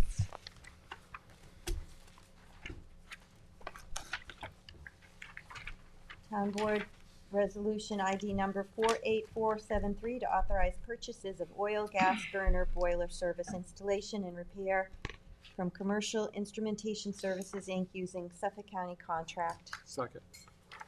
All in favor? Aye. And Town Board Resolution ID number 48474 to approve the warrant number 24, capital number 24, and CPF number 24, December 19th, 2024. Second. All in favor? Aye. Commence CEQA and Coordination Lead Agency for the amortizing of non-conforming sand mines within the town of Southampton. Second. And on the motion, just wanted to say I was not here when there was a public hearing on this particular code change on December 10th. I was in Albany, as I've stated previously, and I just believe that this is good legislation, and I hope the town moves forward with it. It conforms with our comprehensive plan and the updates for our comprehensive plan. Thank you. All in favor? Aye. Aye. Town Board Resolution ID number 48477, co-sponsored by council members McNamara and Powell, to authorize outside counsel Morgan, Lewis, and Bacchius, LLP, to commence legal action on behalf of the town as it relates to the Westwoods property located in Hampton Bays. Second. All in favor? Aye. On the motion? Okay. Right.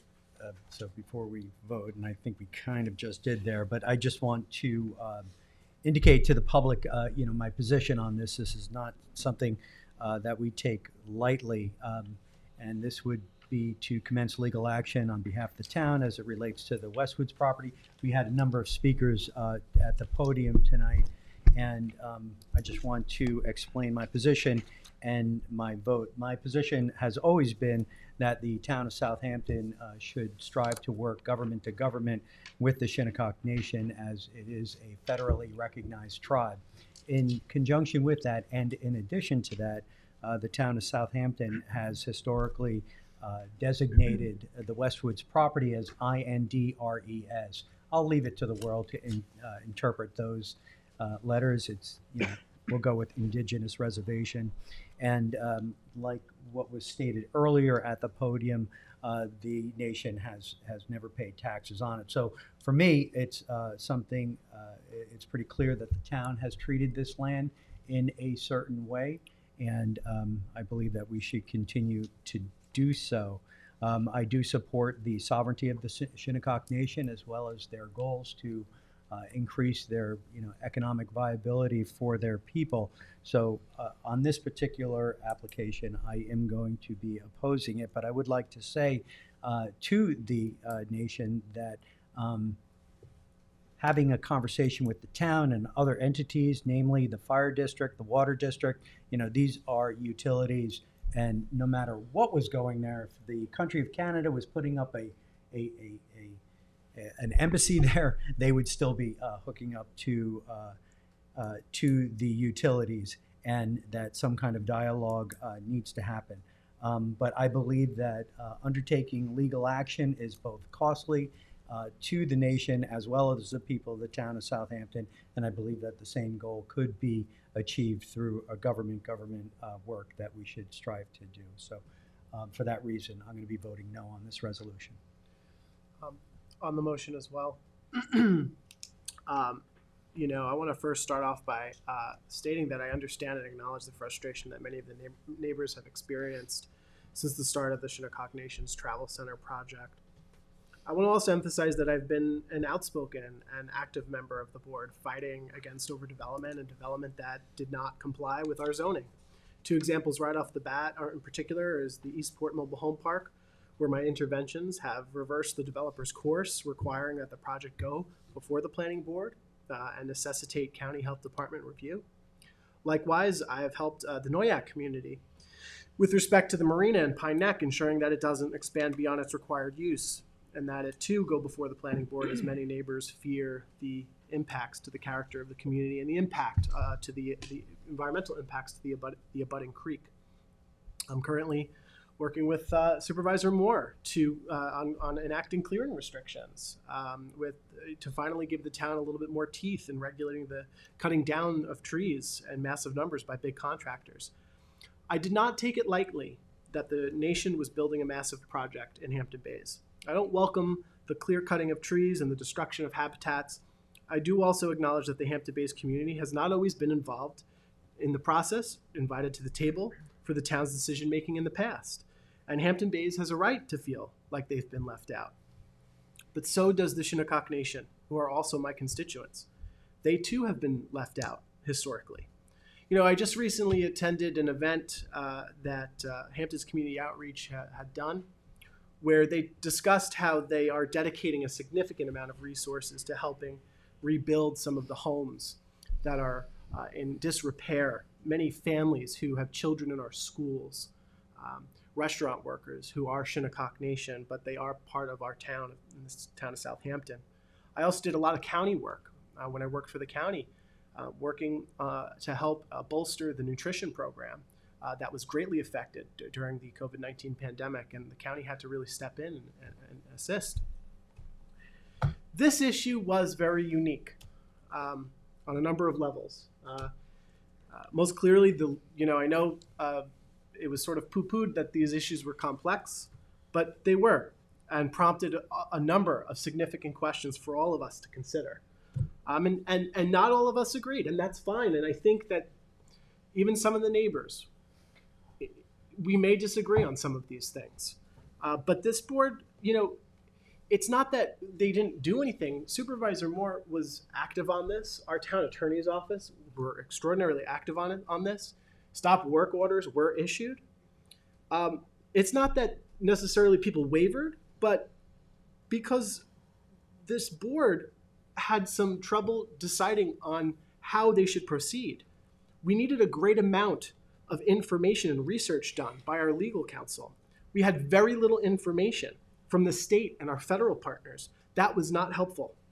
And the appellate division's decision, which we were expecting in August, only arrived a couple weeks ago. This board expected a number of variables to help us make an informed decision. Likewise, we did begin a government-to-government process. While myself and some of my colleagues met with the Shinnecock tribal members periodically beforehand, officially, the working group that we created only had one meeting. It was my hope and others that we'd continue those efforts to get concessions on both sides and allow our planning team and engineer to evaluate the full scope of the project.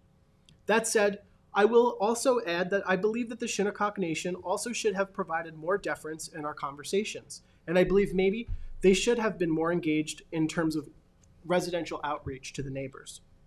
I respect my colleagues' choice today to bring action against the Shinnecock Nation. I know this hasn't been an easy one for some of them, especially since the Shinnecock is federally recognized. But I want to say that my position today has been informed by 3 distinct points so that everybody understands my position, and I know Councilman Scavone agrees with some of these. The litigation today, because we heard from folks that are now saying, well, now we have to get on enforcement. The demand by the neighbors has so far been that we have to enact litigation. This litigation today does not mean the nation stops construction. Since 2019, we know that the state wrestled with the Shinnecock for years, leading up to just last week with the decision. Number 2, it's my understanding that this will cost the town anywhere between $800,000 to $3 million a year approximately. I just don't think many people understand the financial and budgetary consequences that there are because of issuing this suit. Not all of the people of the town want to see the nation go through this litigation. I understand that some do. All this considered, why don't we just require the nation and the contractor to go, now that we have the state decision, to go through an official submission process with our town planning board in tandem with the county, especially now that we have a legal standing with the state. That might be something we could get the nation to the table for. And that would also save taxpayers millions of dollars, potentially. We do that with other developers and other contractors who have done illegal work. After they've ignored stop work orders or they continue destroying the environment, putting neighbors' safety at risk, they always say that's the cost of doing business here in Southampton. Well, we've made them go through the appropriate channels after they've disregarded the law. We have bad actors. That's what we do. I also worry, and this is my 3rd point, because of how we've treated this parcel historically. It was mentioned, Suffolk County tax maps dating back to the 70s when our county government was formed indicate the zoning as, quote, Indian reservation. And I have some of those here. Here's one from the county, Shinnecock Indian Reservation. Here's another one, Shinnecock Indian Reservation. And our own GIS information, which shows that it has not been taxed. These are important issues to look at and consider when making a decision of this magnitude. Despite my vote today, because I understand that some may disagree with my vote, and that's okay, the town of Southampton will take action against the Shinnecock Nation.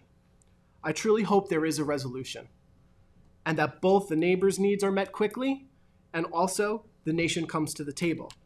I hope that the state court operates swiftly, and I hope that the nation recognizes that despite all of this, we must continue to work together.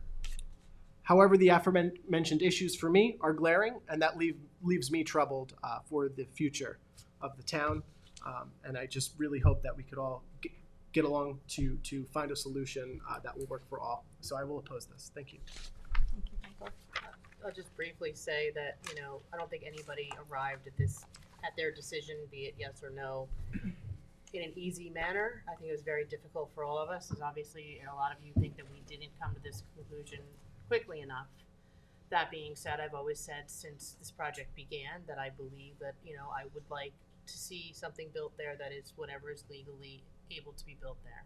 And unfortunately, there is still a question as to whether or not that parcel is subject to local zoning.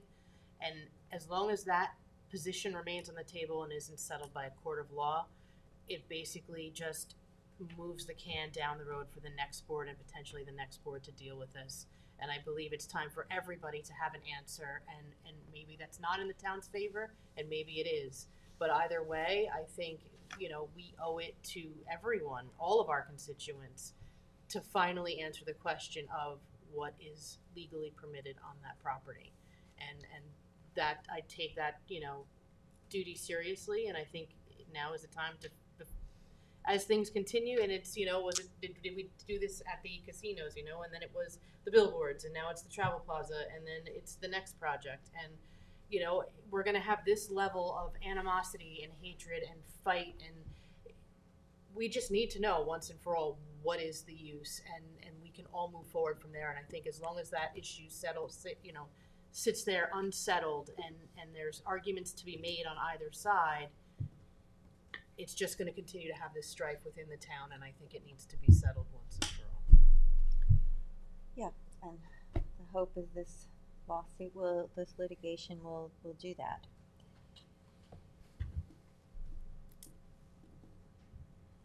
All right, so we did, Told me yes. retake the vote? Yes. Okay. Yes, can we just clarify how we're voting? We can do a roll call if you want. Okay. Supervisor Moore? Yes. Councilwoman McNamara? Yes. Councilman Iaselli? No. Councilman Powell? Yes. Councilman Scavone? No. Thank you. Thanks. Motion passes. Motion passes. Doesn't mean that conversations have to stop. As continued. And the last walk-on resolution is Town Board Resolution ID number 48478, the release of a maintenance bond. Second. Second. Richard. All in favor? Aye. Aye.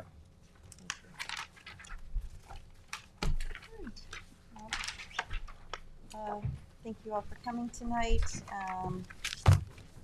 Happy holidays, happy Hanukkah, Merry Christmas, Thank you. and I hope we have a peaceful new year. Thank you, Board, for the proclamation. You're was very all Maria. welcome. That was And all Maria. I move Yeah. to Thank you, Maria. close the meeting. Second. All in favor? Aye.